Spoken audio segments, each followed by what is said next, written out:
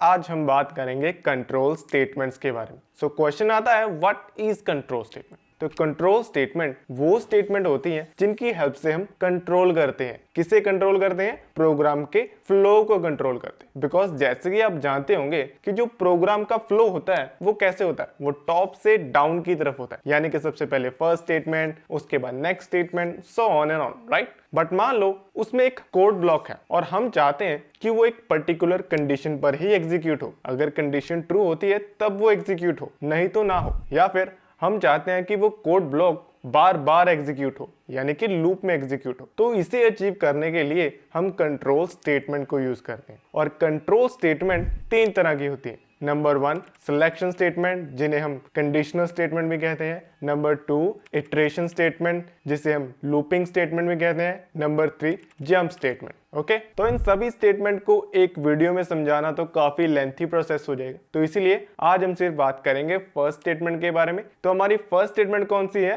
First statement है conditional statement. और question आता है फिर कंडीशनल स्टेटमेंट क्या होती है? कंडीशनल स्टेटमेंट वो स्टेटमेंट होती है जिसमें एक कंडीशन होती है। अगर वो कंडीशन ट्रू होगी तो उसका कोड ब्लॉक एग्जीक्यूट होगा, अगर कंडीशन ट्रू नहीं होगी तो उसका कोड ब्लॉक एग्जीक्यूट नहीं होगा। और कंडीशनल स्टेटमेंट के भी आगे टाइप्स होती हैं, जैसे कि number 1 if statement, number 2 if else statement, number 3 if else if ladder statement, number 4 आती है nested if statement and finally switch statement. Okay, सबसे पहले हम बात करेंगे इफ स्टेटमेंट के बारे में। सो इफ स्टेटमेंट के अगर हम सिंटैक्स की बात करें तो सिंटैक्स कैसे होता है? सबसे पहले आता है इफ, जो कि एक कीवर्ड है, उसके बाद parenthesis open and parenthesis close, बीच में होती है कंडीशन। उसके बाद आता है curly braces open and curly braces close, और ये कर्ली ब्रेसेस में होती है हमारी इफ स्टेटमेंट की बॉडी। और इस बॉडी में क्या होता है? इस बॉडी में होता है कोड जिसे हम एग्जीक्यूट करना चाहते हैं। और इफ स्टेटमेंट के अकॉर्डिंग अगर कंडीशन ट्रू होगी तो ये कोड ब्लॉक एग्जीक्यूट होगा, और कंडीशन अगर ट्रू नहीं होगी तो ये कोड ब्लॉक एग्जीक्यूट नहीं होगा। ओके, तो चलो अब हम एक इसका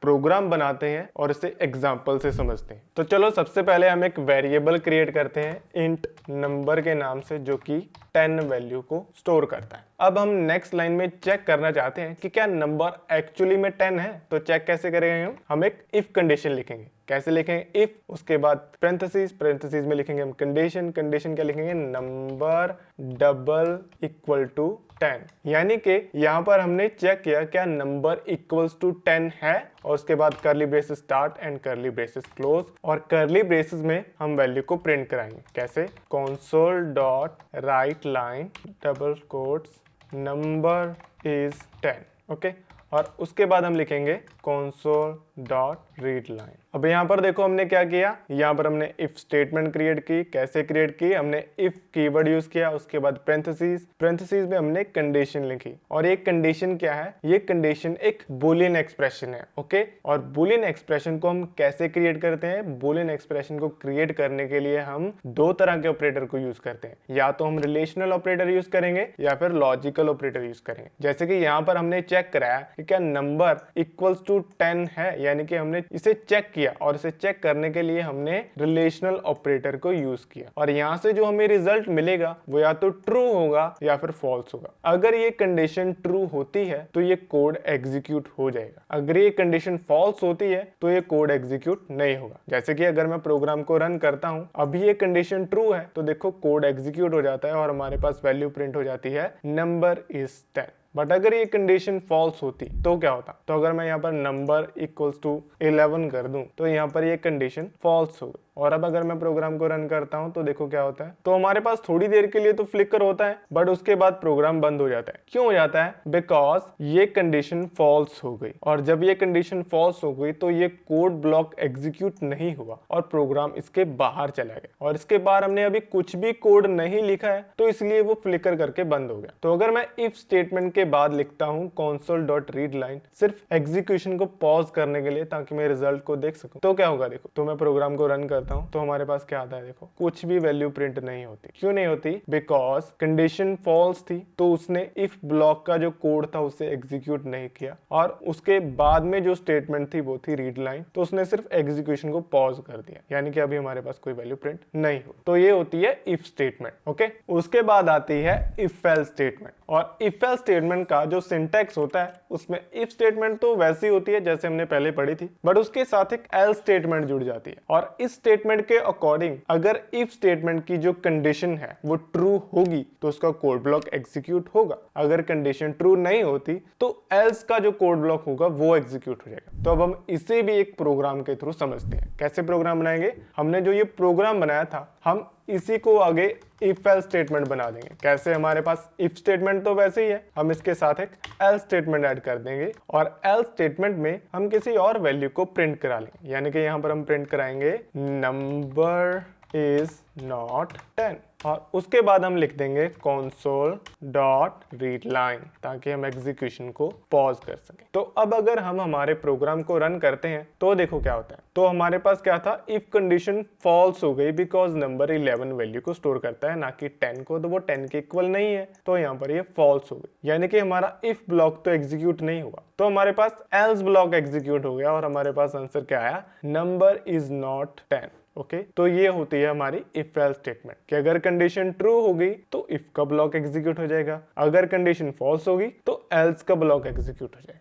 अब नेक्स्ट आती है if else if ladder statement. इस स्टेटमेंट को हम यूज करते हैं अगर हमारे पास एक और एक से ज्यादा कंडीशंस हो, यानी कि अगर हमारे पास नंबर ऑफ कंडीशंस हैं जिन्हें हमें चेक करना है तो उसके लिए हम if else if ladder statement को यूज करते हैं। और इस स्टेटमेंट के अगर हम सिंटैक्स की बात करें तो सबसे पहले हमने लिखा इफ कंडीशन 1 को चेक करने के लिए, एल्स इफ कंडीशन 2 को चेक करने के लिए, एल्स इफ कंडीशन 3 को चेक करने के लिए। ऐसे हम मल्टीपल कंडीशंस को चेक कर सकते हैं। और फाइनली आता है एल्स ब्लॉक और इस स्टेटमेंट के अकॉर्डिंग इनमें से कोई भी कंडीशन अगर ट्रू होगी तो उसका कोड ब्लॉक एग्जीक्यूट हो जाएगा, बट अगर इनमें से कोई भी कंडीशन ट्रू ना हो तो क्या होगा? वेल तो सोचो क्या होगा, तो हमारे पास एल्स ब्लॉक एग्जीक्यूट हो जाएगा। ओके तो चलो अब हम इसे भी एक प्रोग्राम बनाकर समझते हैं। तो हमने ये प्रोग्राम बनाया था राइट, तो हम इसी प्रोग्राम में मल्टीपल कंडीशंस को चेक कर लेंगे, यानी कि if else if ladder statement को यूज कर लेंगे। कैसे करेंगे? सबसे पहले हमने फर्स्ट कंडीशन क्या लिखी थी, नंबर डबल इक्वल टू 10। उसके बाद हम एक और कंडीशन चेक करा लेंगे। कैसे करा लेंगे? एक another else if statement use करेंगे और लिखेंगे नंबर डबल इक्वल टू 20 और उसमें कुछ वैल्यू प्रिंट करा लेंगे। और उसके बाद हम एक थर्ड कंडीशन चेक करा लेंगे, अगेन एक एल्स इफ स्टेटमेंट लिखेंगे और चेक करा लेंगे नंबर डबल इक्वल टू 30 और फाइनली हम लिख देंगे एल्स कंडीशन और एल्स कंडीशन में हम प्रिंट कराएंगे इनवैलिड नंबर। तो चलो अब हम हमारे प्रोग्राम को रन करते हैं और प्रोग्राम के फ्लो को समझते हैं। तो अगर हम प्रोग्राम को रन करते हैं तो हमारे पास वैल्यू क्या प्रिंट होती है, नंबर इज 10, यानी कि हमारे पास फर्स्ट कंडीशन ट्रू थी तो इसका कोड ब्लॉक एग्जीक्यूट हो गया। तो अगर मैं यहाँ पर नंबर 10 की जगह नंबर 20 लिख दूं तो पहले वो फर्स्ट कंडीशन चेक करेगा, उसे पता चलेगा कि फर्स्ट कंडीशन फॉल्स है तो उसके कोड ब्लॉक में नहीं जाएगा। दूसरी कंडीशन चेक करेगा, दूसरी कंडीशन ट्रू है तो इसलिए हमारे पास क्या प्रिंट हो गया, नंबर इज 20। ओके तो अगर मैं नंबर को लिखता हूँ 11 तो क्या होगा, तो हमारे पास क्या लिखा हुआ आता है, इनवैलिड नंबर। क्यों? क्योंकि इनमें से कोई भी कंडीशन ट्रू नहीं है तो इसलिए हमारे पास एल्स ब्लॉक एग्जीक्यूट हो गए। तो ये होती है हमारी इफ एल्स इफ कंडीशन, जिसकी हेल्प से हम मल्टीपल कंडीशंस को चेक कर सकते हैं। अब यहाँ पर देखो हर कंडीशन में हम क्या लिखते हैं, console.writeline और उसके बाद क्या लिखते हैं, console.readline, यानी कि हम बार बार console.readline लिख रहे हैं। क्यों लिख रहे हैं? ताकि हम एग्जीक्यूशन को पॉज कर सकें। बट हम ऐसा भी तो कर सकते हैं कि बार बार console.readline लिखने की बजाय एक बार console.readline लिखें। बट अब क्वेश्चन आता है कि उसे हम कहाँ लिखेंगे? सोचो कहाँ लिखेंगे? हम इस पूरी स्टेटमेंट के कंप्लीट होने के बाद, यानी कि पूरी इफ एल्स स्टेटमेंट के कंप्लीट होने के बाद उसके बाहर लिख सकते हैं console.readline। अभी भी हमारा प्रोग्राम वैसे ही चलेगा। क्यों चलेगा? क्योंकि जो भी स्टेटमेंट की कंडीशन ट्रू होगी उसका कोड ब्लॉक एग्जीक्यूट हो जाएगा, राइट? और उस स्टेटमेंट के एग्जीक्यूट होने के बाद console.readline अपना काम करेगा। जैसे कि अगर मैं यहाँ पर चेक कराते हैं तो देखो क्या आता है, तो हमारे पास अभी भी एग्जीक्यूशन पॉज होती है और क्या आता है, नंबर इज 10। ओके तो ऐसा भी हम कर सकते हैं। नेक्स्ट आती है nested if statement. Nested if statement का मतलब होता है if statement inside N if statement. कहने का मतलब है इफ स्टेटमेंट के अंदर एक और इफ स्टेटमेंट। और हाँ, ऐसा हम कर सकते हैं, इफ स्टेटमेंट में एक और इफ स्टेटमेंट लिख सकते हैं। लेकिन वो हम कब करते हैं? वो हम तब करते हैं जब हमें एक के बाद एक दो कंडीशंस को या फिर दो से ज्यादा कंडीशंस को चेक करना होता है। अगर हम सिंटैक्स की तरफ देखें तो देख सकते हैं हैं कि हमने इफ स्टेटमेंट के अंदर एक और इफ स्टेटमेंट लिखी है, राइट। यानी कि पहली तो फर्स्ट कंडीशन चेक होगी और उसके बाद दूसरी कंडीशन चेक हो। अगर वो दोनों कंडीशंस ट्रू होंगी तो कोड ब्लॉक एग्जीक्यूट होगा। दोनों में से अगर एक भी कंडीशन फॉल्स होगी तो कोड ब्लॉक एग्जीक्यूट नहीं होगा। लेकिन नेस्टेड इफ स्टेटमेंट में हम एक एल्स स्टेटमेंट में लिख सकते हैं अगर हम चाहें तो। यानी कि अगर फर्स्ट इफ स्टेटमेंट की कंडीशन ट्रू हो जाती है बट नेक्स्ट इफ स्टेटमेंट की जो कंडीशन है वो ट्रू नहीं होती तो उसकी एल्स स्टेटमेंट एग्जीक्यूट हो जाएगी। आई नो थोड़ा कॉम्प्लिकेटेड हो जाता है, तो इसीलिए सिर्फ एक बार ही नेस्टेड इफ स्टेटमेंट को यूज करना, बार बार इफ स्टेटमेंट में इफ स्टेटमेंट मत लिखते रहना, इससे आप भी कंफ्यूज हो जाओगे और जो दूसरा प्रोग्रामर आपके प्रोग्राम को देखेगा वो भी कंफ्यूज हो जाएगा। तो अब हम इसका एक प्रोग्राम बनाते हैं और प्रोग्राम बनाकर इसे समझते हैं। तो चलो हम सबसे पहले क्या लिखेंगे, सबसे पहले हम लिखेंगे int a इक्वल्स टू 10 और उसके बाद हम लिखेंगे int b is equal to 20। यानी कि हमने a एंड b दो वेरिएबल क्रिएट कर लिए जो कि 10 एंड 20 वैल्यू को सेव करते हैं। अब हम नेस्टेड इफ स्टेटमेंट को यूज करेंगे। कैसे करेंगे, सबसे पहले हम लिखेंगे if a double equal to 10। यहां पर हम क्या करेंगे, चेक करेंगे कि क्या a इक्वल्स टू 10 है। अब उसके अंदर एक और इफ स्टेटमेंट हम लिखेंगे। हम क्या लिखेंगे, if b double equal to 20, right. यहां पर हम एक और स्टेटमेंट चेक करें, एक और कंडीशन चेक करें कि क्या b डबल इक्वल टू 20 है।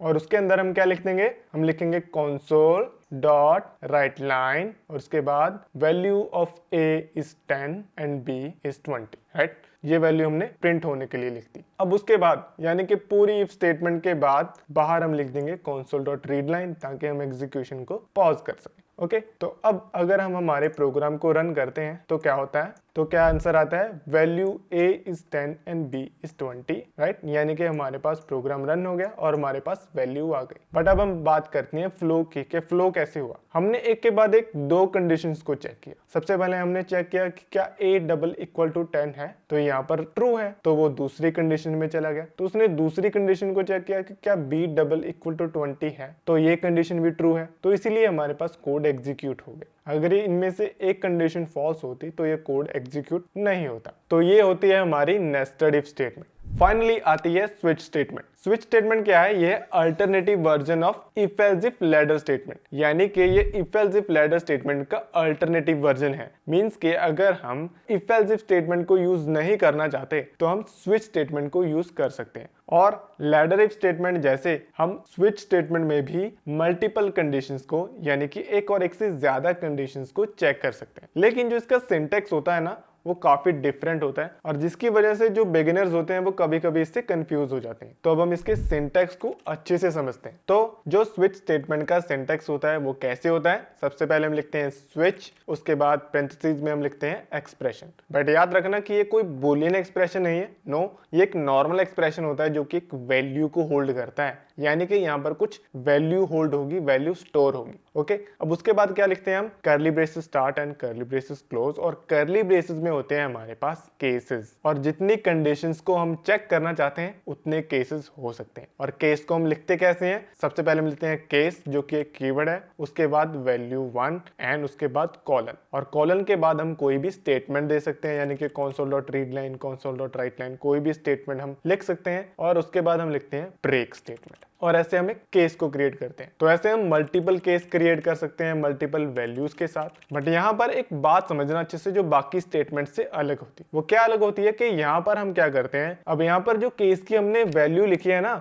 उस वैल्यू को हम एक्सप्रेशन की वैल्यू से मैच करते हैं। जैसे कि मैंने आपको बताया था कि एक्सप्रेशन कुछ वैल्यू को होल्ड करता है, तो यहाँ पर हम एक्सप्रेशन की वैल्यू को और केस की वैल्यू को मैच करते हैं। जिस केस की वैल्यू एक्सप्रेशन की वैल्यू से मैच कर जाती है उस केस का कोड एग्जीक्यूट हो जाता है। और कोड एग्जीक्यूट होने के बाद जो हमारी ये ब्रेक स्टेटमेंट होती है ये हमारे इस केस को और पूरे स्विच को टर्मिनेट कर देती है और कंट्रोल को इस पूरी स्टेटमेंट से बाहर निकाल देती है। ओके और इसे अच्छे से समझने के लिए हम एक प्रोग्राम क्रिएट करते हैं। तो चलो एक प्रोग्राम क्रिएट करते हैं। हमने क्या बात की थी कि ये अल्टरनेटिव वर्जन है लैडर इफ यानी कि इफ एल्स इफ स्टेटमेंट का। तो यहाँ पर पहले हमने if else if statement create की थी, राइट। तो इसी स्टेटमेंट को हम स्विच स्टेटमेंट में कन्वर्ट करते हैं। सबसे पहले हम लिखेंगे स्विच, स्विच के बाद एक्सप्रेशन, एक्सप्रेशन में हम क्या लिखेंगे, नंबर, और उसके बाद curly braces start and curly braces close. और इन कर्ली ब्रेसेस में हमने बात की थी कि हम केसेस लिखेंगे। तो फर्स्ट केस हम क्या लिखेंगे, केस 10, उसके बाद कॉलन और यहाँ पर हम एक स्टेटमेंट लिख देंगे जो कि है console.writeLine नंबर इज 10 और उसके बाद हम लिख देंगे ब्रेक। ओके और ऐसे ही हम बाकी केस लिख देंगे जैसे कि केस 20 और केस 30 और उसके बाद एग्जीक्यूशन को पॉज करने के लिए हम स्विच स्टेटमेंट के बाहर लिख देंगे console.readline। ओके तो अब अगर हम हमारे प्रोग्राम को रन करते हैं तो देखो क्या होता है। तो हमारे पास आंसर क्या आया, number is 10, because number equal to 10 है तो नंबर इज 10 हमारे पास प्रिंट हो गया। तो ये फ्लो कैसे काम किया, तो इस स्विच स्टेटमेंट ने काम कैसे किया, जैसे कि हमने बात की थी कि ये एक नॉर्मल एक्सप्रेशन है जो हमने स्विच स्टेटमेंट के पेरेंथेसिस में दिया, राइट, और इस एक्सप्रेशन को हम केस की जो वैल्यू लिखी है यहाँ पर 10 इससे मैच करते हैं। अगर ये दोनों मैच हो जाती हैं तो हमारे पास इस केस का जो कोड होता है वो एग्जीक्यूट हो जाता है, जैसे कि यहाँ पर एग्जीक्यूट हुआ। और उसके बाद जैसे ये एग्जीक्यूट होता है तो ब्रेक स्टेटमेंट क्या करती है, हमारे प्रोग्राम के फ्लो को वो इस स्टेटमेंट से बाहर निकाल देती है और हमारे पास जो नेक्स्ट स्टेटमेंट आती है console.readline वो एग्जीक्यूट हो जाती है। बट अब यहाँ पर हम देखेंगे कि एक चीज मिसिंग है। वो क्या मिसिंग है, वेल देखो, जो हम इफ एल्स इफ स्टेटमेंट लिखते थे उसमें हम एक एल्स ब्लॉक क्रिएट करते थे, राइट। अगर कोई भी कंडीशन ट्रू नहीं होगी तो एल्स ब्लॉक एग्जीक्यूट हो जाए। बिल्कुल ऐसे ही अगर इनमें से कोई भी केस ट्रू नहीं होगा तो हम क्या करते हैं, एक डिफॉल्ट केस क्रिएट करते हैं। अगर इनमें से कोई भी केस ट्रू नहीं होगा तो वो डिफॉल्ट केस प्रिंट हो जाता है। यानी कि अगर मैं यहाँ पर नंबर की वैल्यू कर देता हूँ 11 तो देखो क्या होता है, तो हमारे पास डिफॉल्ट केस प्रिंट हो जाएगा, राइट। तो देख सकते हैं कि हमारे पास डिफॉल्ट केस प्रिंट हो चुका है। तो ये होती है हमारी स्विच स्टेटमेंट। तो ये तो थी कंडीशनल स्टेटमेंट्स। नेक्स्ट वीडियो में हम बात करेंगे बाकी की कंट्रोल स्टेटमेंट्स के बारे में। तो तब तक के लिए इस वीडियो को लाइक करो और चैनल को जरूर सब्सक्राइब करो and I will see you guys next time.